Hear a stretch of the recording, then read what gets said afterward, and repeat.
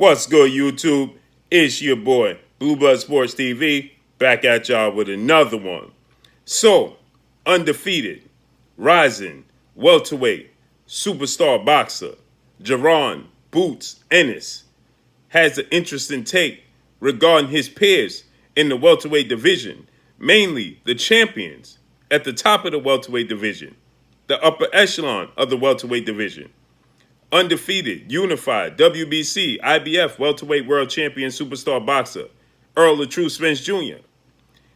And 3-division world champion, former junior welterweight undisputed world champion, currently the WBO welterweight world champion, Terence Bud Crawford. Jaron Ennis also weighed in on 8-division world champion, legendary iconic superstar boxer, currently the WBA welterweight world champion, Manny Pac-Man Pacquiao, as he did an interview on Last Stand podcast with Brian Custer. Shout out to Brian Custer. And Jaron Ennis was asked by Brian Custer, where does he rate the welterweight division? How does he rate the welterweight division? And who is the best in the welterweight division? He says, without hesitation, I am the best. Brian Custer took him back, in which Brian Custer then said, really? You truly believe that you're the best in the welterweight division, and you have the champions in the welterweight division that are undefeated? And he said, oh, for sure, without a shadow of a doubt. He says, Brian Custer says, well, you have Errol Spence, who's unified and undefeated, and you have Terence Crawford, who's a 3-division undefeated world champion. And you have Manny Pacquiao. He said, those guys are good. I'm not in the business of downplaying them. He says, they're definitely good, but when you look at me, I am the total package. I have it all. So where they fall short, I have everything. I don't fall short in any category. Wow.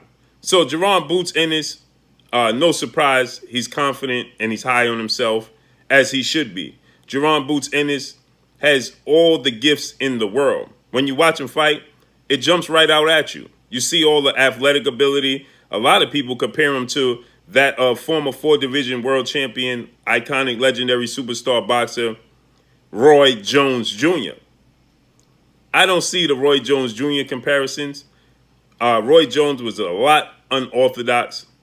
Jaron Ennis is not unorthodox like Roy Jones. He's not as athletically gifted as Roy Jones. Roy Jones was a once-in-a-lifetime athlete. Roy Jones' speed, hand speed, Roy Jones' reflexes were unseen, were unheard of, were unworldly, right?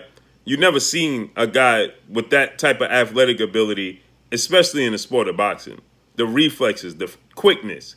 Now, we saw guys with fast hands like Sugar Ray Leonard, Pernell Whitaker, Floyd Mayweather, right? We saw tons of guys with lightning fast hands, Aaron Pryor, right? But you never saw a guy with that type of hand speed and reflexes and power, the total package of Roy Jones. So I don't see that, but I do see a guy that's very big, but is very, very athletic. And dare I say, he's more athletic than Errol Spence Jr. He's more athletic than Terence Bud Crawford. One guy that he may not be as athletic is Showtime Sean Porter, 2-time welterweight world champion. But he's more gifted than Sean Porter. He has more hand speed than Sean Porter. He has more power, more size than Sean Porter. Sean Porter is probably the best athlete in boxing currently right now. Right? But Sean Porter just doesn't have the total package. He don't have the hand speed with the power and the endurance. See, Jaron Ennis has the power. He has the endurance. He has the hand speed. And he has the athletic ability, the foot speed of Sean Porter. So no doubt that Jaron Boots Ennis is definitely a blue chip welterweight contender. No doubt. Hands down. We need to see Jaron Boots Ennis in the ring with a major step-up opponent. We haven't seen that yet. Jaron Ennis and his team are saying that it's just hard for them to tie down a step-up opponent of that magnitude. He just can't get that level of opponent to agree to fight him. And maybe that's due to his gifts. Maybe it's a gift and a curse for Jaron Ennis, that he has all these abilities. But eventually, he keeps knocking on the door. Somebody has to answer. So he says that no doubt he'll beat Errol Spence and Terence Crawford. He said that prior to this interview. He stated that he would outbox and outclass both keep saying Sean Porter, Terence Crawford and Errol Spence. And the reason why, obviously, he keeps naming those two guys is because he's always asked about those two guys, about Errol Spence and about Terence Crawford. So he has to respond to the questions that he's being asked. So he states, yeah, no doubt, I'm definitely able to outbox them. I have a higher ring IQ than Errol Spence, and I'll just outbox and outclass Terence Crawford. And like I said, as a fighter, you're supposed to have that confidence. But we need to see Jaron Ennis in there with step-up level of opponents, like a Yordenis Ugas, who fights this Sunday for the vacant WBA regular championship against Ramos. I'm expecting Yordenis Ugas to be victorious in that fight. And then you have guys like Sergey Lipinets. Should Sergey Lipinets win his next coming fight, could we get Sergey Lipinets and Jaron Boots Ennis? Obviously, another guy everybody wants to see Jaron Ennis in the ring with, and that's Virgil Ortiz, another blue chip prospect, welterweight contender, undefeated. He looks great, a lot of power. I favor Jaron Ennis over Virgil Ortiz because of that athletic ability, because I believe he just has the foot speed advantage, he has the quickness and the athletic advantage, but he also has the power and the boxing ring IQ and the boxing ability with a great jab, with the hand speed. So I think that he'll be able to, outbox Virgil Ortiz, right? So, but there are guys out there, that I want to see Jaron Ennis in the ring with.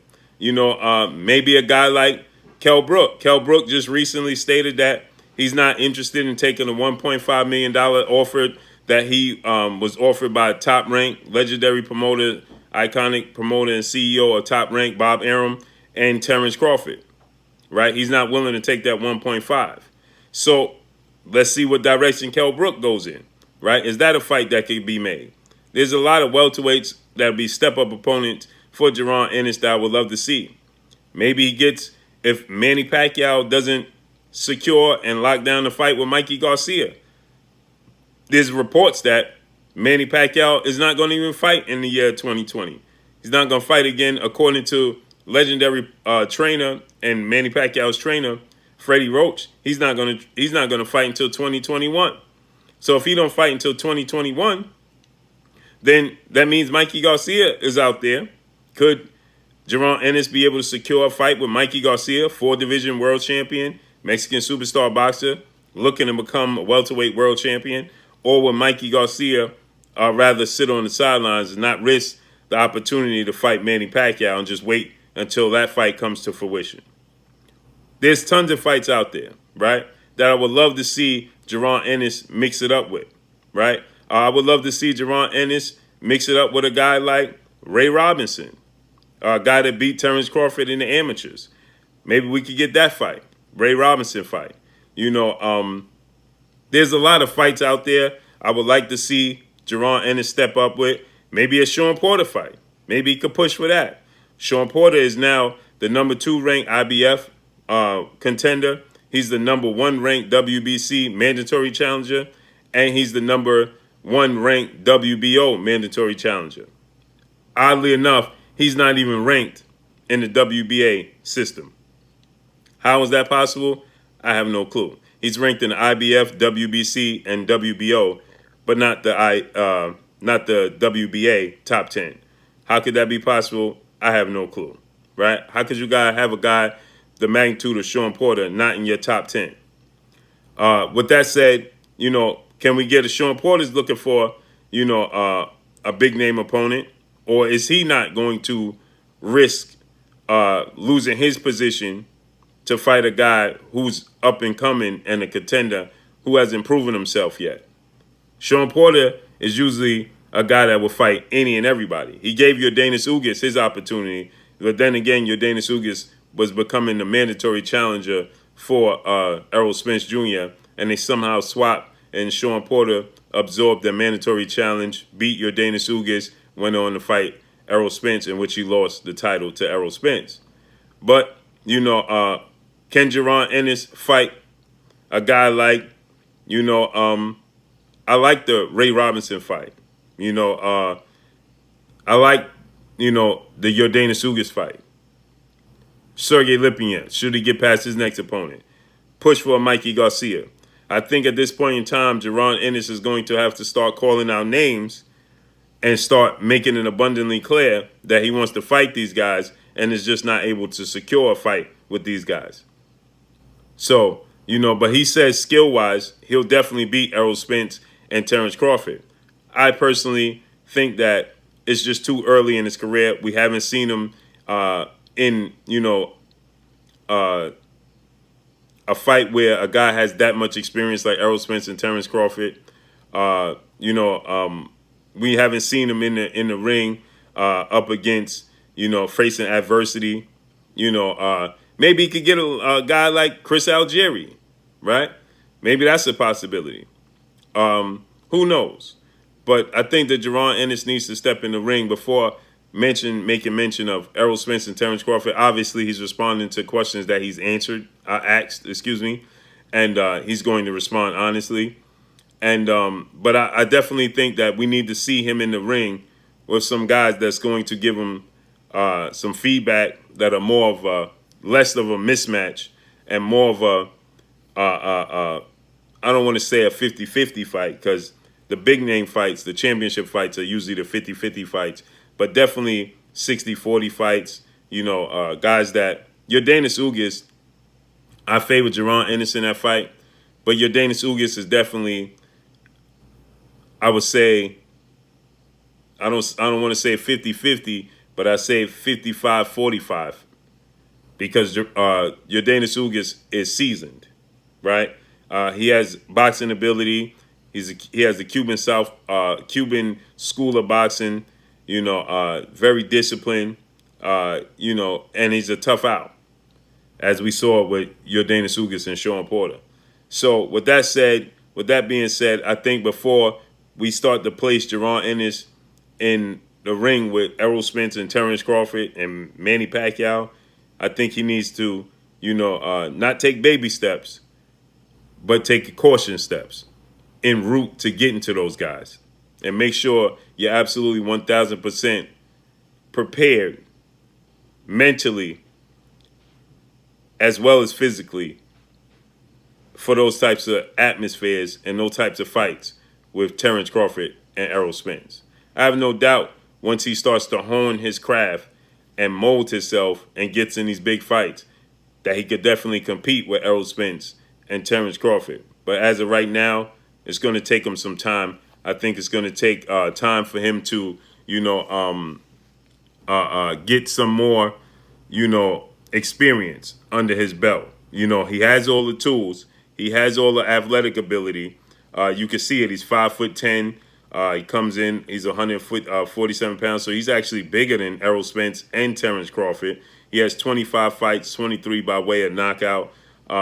He's 23 years of age. So like I said, he definitely has the goods.